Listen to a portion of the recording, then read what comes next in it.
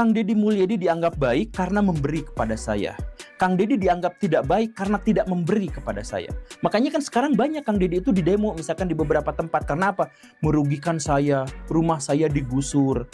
Terima kasih ya atas kecurigaannya, karena rakyat ini penting curiga pada pemimpinnya. Kalau pemimpinnya tidak dicurigai, nanti pemimpinnya mengambil lupa diri gitu.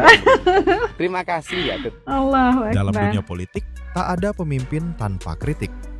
Kang Deddy Mulyadi atau biasa disebut KDM adalah salah satu tokoh yang paling dicintai sekaligus paling sering dibicarakan. Tapi, apakah kritik terhadap beliau benar-benar masuk akal? Atau hanya sekedar cari panggung dan viral? Ya kan, cari Di viral, ruang cari publik, panggung. terutama media sosial, kritik terhadap KDM datang dalam berbagai bentuk. Ada yang menyebut ia terlalu sibuk pencitraan, ada juga yang bilang bantuan pribadinya justru menciptakan ketergantungan. Bahkan tak sedikit yang menuduh loyalis KDM anti kritik dan terlalu militan. Ketergantungan pula. Sorotan semacam ini perlu kita bahas secara jernih, karena dalam demokrasi bukan hanya cinta yang penting, tapi juga kejujuran. Karena berhubung beliau itu adalah orang yang bermoral, maka situasi korupsinya adalah situasi korupsi terbalik.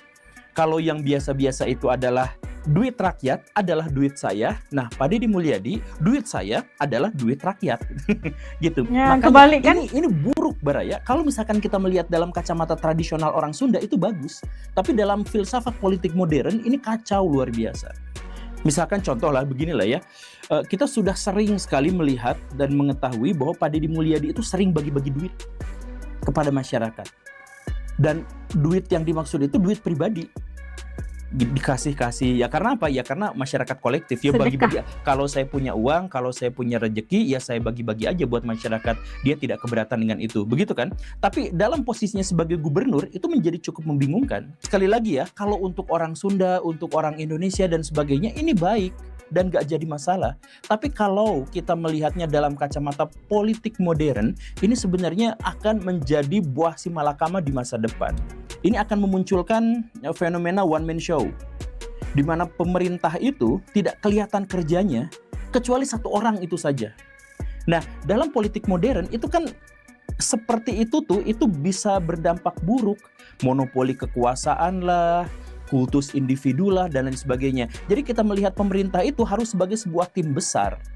Nah, tapi di sini yang terlihat adalah pemerintahnya nampak kacau balau, sedangkan gubernurnya dipuja dan dielu-elukan. Karena apa? One man show. Ini uang dari saya sebagai pribadi, tapi saya adalah gubernur. Jadi yang dipuja dan dipuji siapa? Ya gubernurnya. Wah, gubernur ini bertanggung jawab. Siapa yang dipujinya? Ya gubernurnya, yaitu Kang Deddy Mulyadi. Tetapi kalau misalkan kita melihat bahwa itu sebenarnya adalah kewajiban pemerintah.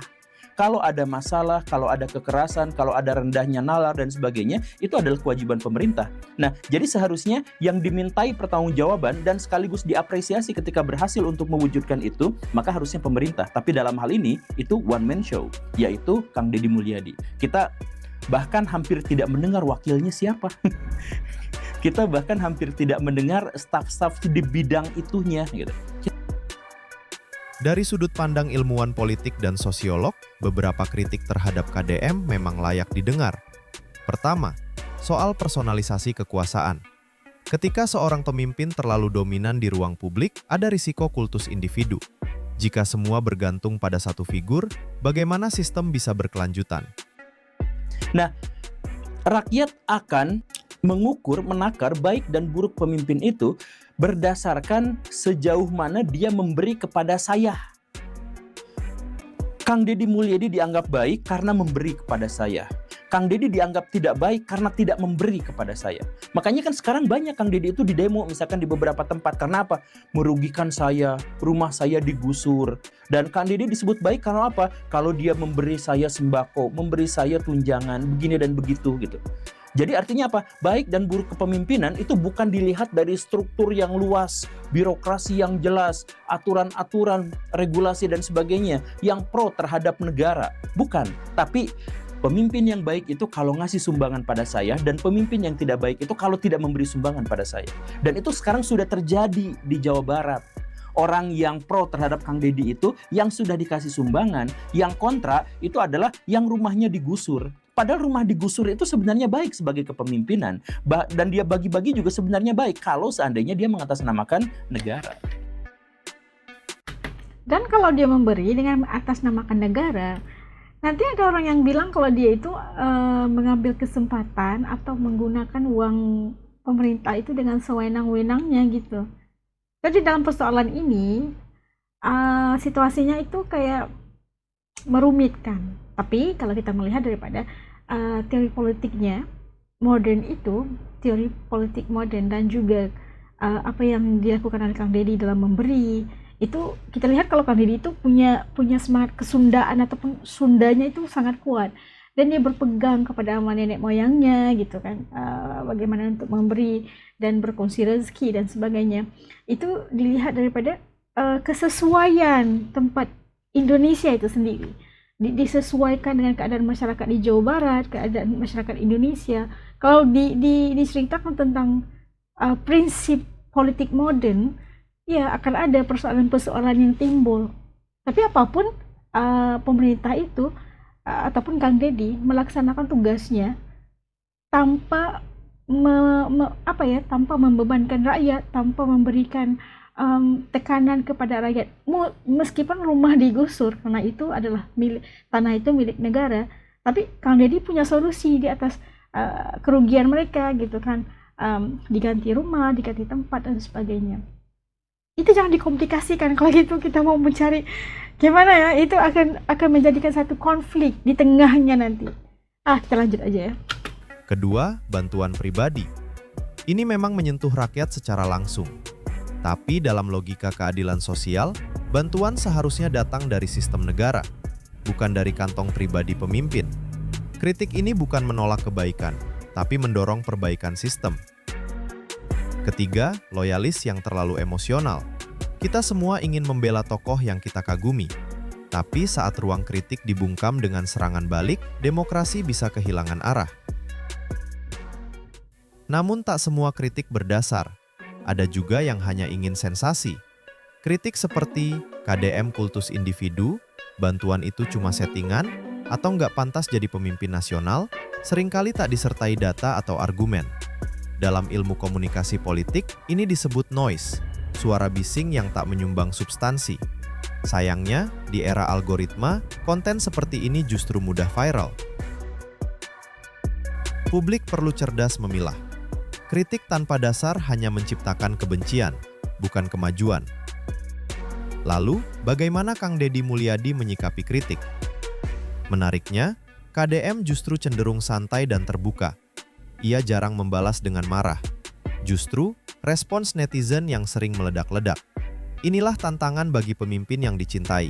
Bagaimana mengajak pendukung untuk tetap dewasa dan menerima bahwa kritik bukan ancaman, tapi peluang tumbuh. Kang Deddy Mulyadi telah menjadi simbol bagi banyak rakyat kecil. Tapi di balik simbol, kita harus tetap berpikir kritis. Apakah kita menginginkan pemimpin yang sempurna di mata kamera, atau pemimpin yang mau terus belajar dari suara rakyat, bahkan dari suara yang berbeda? Cinta terhadap pemimpin itu baik. Tapi cinta tanpa kritik bisa jadi jebakan. Kritik bukan berarti benci, dan mencintai tidak harus selalu setuju. Menurut kamu, kritik seperti apa yang paling masuk akal terhadap KDM? Tulis di komentar. Dan mari berdiskusi dengan kepala dingin, bukan kepala panas. Karena negeri ini butuh lebih dari sekedar loyalitas. Ia butuh kedewasaan. Kalau ternyata di media sosial banyak sekali yang memberikan support, itu mereka adalah warga yang memiliki pikiran dan harapan akan perbaikan dan kebaikan di Provinsi Jawa Barat. Mereka bukan bajir, mereka orang-orang yang memiliki rasionalitas dan emosionalitas tanpa suka menjelekan orang lain ya. Terima kasih ya atas kecurigaannya, karena rakyat ini penting curiga pada pemimpinnya. Kalau pemimpinnya tidak dicurigai, nanti pemimpinnya mengambil tindakan-tindakan yang merugikan. Terima kasih ya, tetapi saya harap sebelum speak up di media sosial, lebih baik siapkan dulu datanya baru speak up. Karena kan kita tidak mungkin speak up sembarangan tanpa data, karena itu termasuk kategori penyebaran berita bohong ya. Nah, itu tadi dapat saksikan bagaimana gimana ya soalannya gitu. Kritik yang macam mana tak boleh dikritik kan di one man show dan sebagainya. One man show katanya tidak melibatkan pemerintah itu ataupun secara keseluruhan tim pemerintah itu, tidak, hanya one man show. Itu adalah teori politik moden yang kalau kita tahu sebenarnya itu adalah teori politik yang digunakan pakai oleh negara barat, disesuaikan dengan masyarakatnya, tapi kita ambil itu sebagai teori. Dan namun apa yang yang dikatakan oleh Kang Deddy, yang diaplikasi oleh Kang Deddy, caranya dengan disesuaikan dengan masyarakat di Jawa Barat. Misalnya apa yang telah kita lihat, Kang Deddy suka berbagi-bagi, ternyata kan ini uang pribadinya, bukan uang pemerintah ataupun uang dari pemerintah lah gitu kan. Tapi ada yang mengkritik bahwanya kenapa harus dibilang-bilang sama orang apa itu duitnya sendiri, kenapa gitu kan. Terus kalau dikatakan itu adalah uang negara, nanti ceritanya jadi lain gitu. Dan apapun kritiknya itu harus disesuaikan dengan masyarakat. Jangan hanya bergantung pada teori, karena teori tidak perfect. Kenapa teori? Kalau tidak diaplikasi, sesuaikan dengan masyarakat, sesuaikan dengan apa yang ada di tempat kita itu sendiri. Teori itu hanya sekadar teori, belajar di buku gitu kan. Kalau yang mengikut teori tidak disesuaikan dengan keadaan masyarakat, nah itu akan mendatangkan satu masalah yang lebih buruk lagi di kedepannya. Apapun yang dinyatakan oleh Kang Deddy, pemimpin itu harus dikritik, harus diperhatikan, agar pemimpin itu juga tidak akan menyalahgunakan atau menyeleweng kuasa yang ada di tangannya, sehingga berlakulah pengabaian kepada masyarakat. Dan namun harus dikritik dengan fakta dan data yang tepat, agar kritik itu tidak menjadi berita sensasi yang akhirnya berita itu tidak benar dan menjadi fitnah kepada kepimpinan itu. Dan apapun, kalau As melihat ini teori politik itu ya teori, ikut aja teorinya, tapi harus disesuaikan dengan keadaan masyarakat. Itu kayaknya As ini kayak gimana ya, gitu kan, gitu. Itu pandangan pribadi As. Jangan ada yang marah karena itu pandangan pribadi As tentang isu ini. Oke? Apapun kita doakan yang terbaik untuk pemimpin-pemimpin di Indonesia atau seluruh dunia, yang terbaik. Yang memimpin kita adalah pemimpin-pemimpin yang baik, insya Allah. Ini pandangan pribadi As, pendapat As sekali lagi. Kalau teman-teman As di channel ini punya pandangan dan rasa tentang isu ini kayak gimana, titip komen di bawah supaya juga bisa tahu rasa dan pandangan, juga mungkin cadangan dari teman-teman di channel ini. Sampai ketemu lagi insya Allah di lain video. Assalamualaikum, jaga diri, dadah, turun.